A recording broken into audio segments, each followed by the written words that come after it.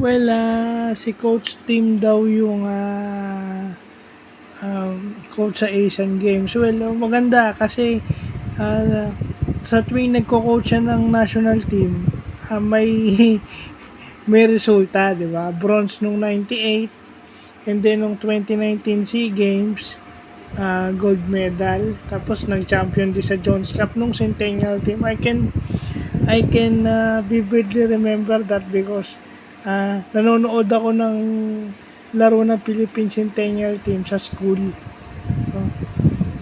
Sa SPAC kapag may TV pa yung kantin doon kami nanonood pag inaabutan ko din pag uwi ko dito sa bahay pinanonood ko rin. Graduating ako noon ng high school nung naglalaro yung graduating ako ng high school. So magka-college ako nung Philippine Centennial team.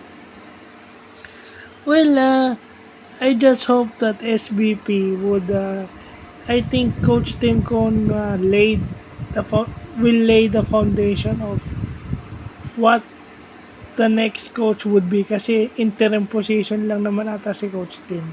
So, I think Coach Tim would leave an imprint kung paano patakbuhin yung national team. Yung ball movement, diba? Yun na importante, kagaya na nakita natin sa World Cup. All of the teams, kahit may Luka Doncic sila, meron silang Rondae Hollis Jefferson, may ball movement yun. Kita nyo, Jordan nagtatatalo, Slovenia nasa classification phase, pero may ball movement yon. May Luka Doncic sila, meron silang Rondae Hollis Jefferson. Umiscore nga ng 39 si RSJ, hindi pa nanalo, di ba?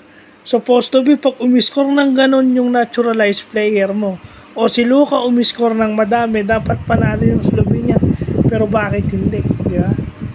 Talagang structured basketball lang kailangan natin. At saka, kung papanoorin mo, may sinabi din si Coach Tim na yung nag-tune up sila sa Estonia, meron daw mga coaches na nagrereklamo dahil hindi nila makuha yung ganong player kasi naglalaro dun sa kanilang mga professional league. Yun nga yun. So kung hindi mo makuha yung ganitong player, dapat meron kang player na pamalit na pwedeng sumabak sa tournament na kabisado na yung sistema mo at matagal na nagpa-practice sa'yo. Yun ang trabaho ng SPP. At ang coach nito is permanente. No, nagpapalit lang yung player pero yung plug-in lang yung player kasi may mga player na unavailable. Yun lang nga, di ba?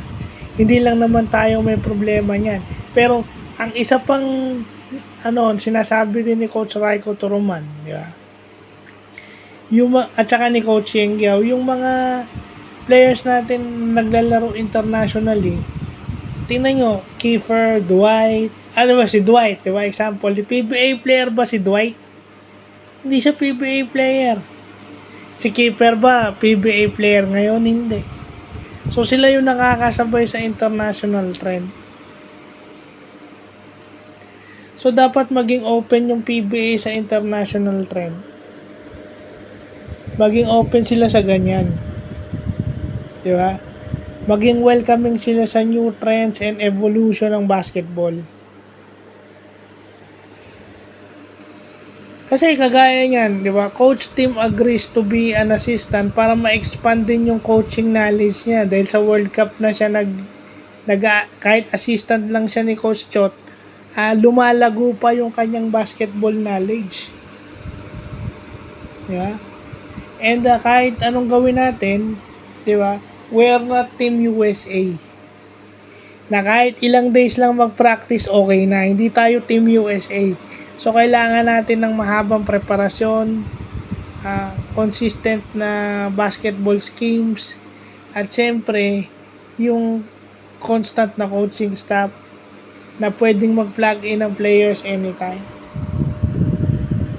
Diba, Team USA nga, nahihirapan na sa sistema ang ganun ewan ko lang Sana inaayos na ata ni Grant Hill ngayon yan. So, congratulations kay Coach Tim. Sana itong 2 weeks 2 weeks na lang itong ensayo nila. Sana yung mga players na kukunin maglaro ng magandang ipakita sa Asian Games.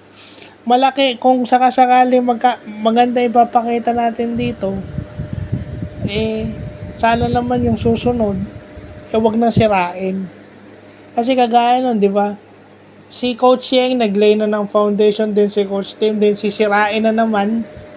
Maganda na yung takbo, sinisira, and then mag-aayos na naman kayo. I mean, ganun lang. Ang PBA kasi, cottage industry na yan, hindi mo na pwedeng guluhin yan. So kung dapat meron kang consistent na nagko-compete. Ngayon kung pwede yung PBA, kagaya kasi sa USA yan, di ba? Hindi naman parating NBA player ang pinadadala nila sa sa international eh. USA Basketball send ibang players. Nahihirapan na nga. Pag hindi NBA players yung pinadala nga nila, nahihirapan na sila eh. Doon sa qualifiers, di ba? Non-NBA players yun. Karamihan doon, di ba, nahihirapan nga manalo. So sana, di ba, kung pwede yung PBA o pwede yung ibang teams naman, para may flow lang. Pero iisa yung coach. So, yun lang po.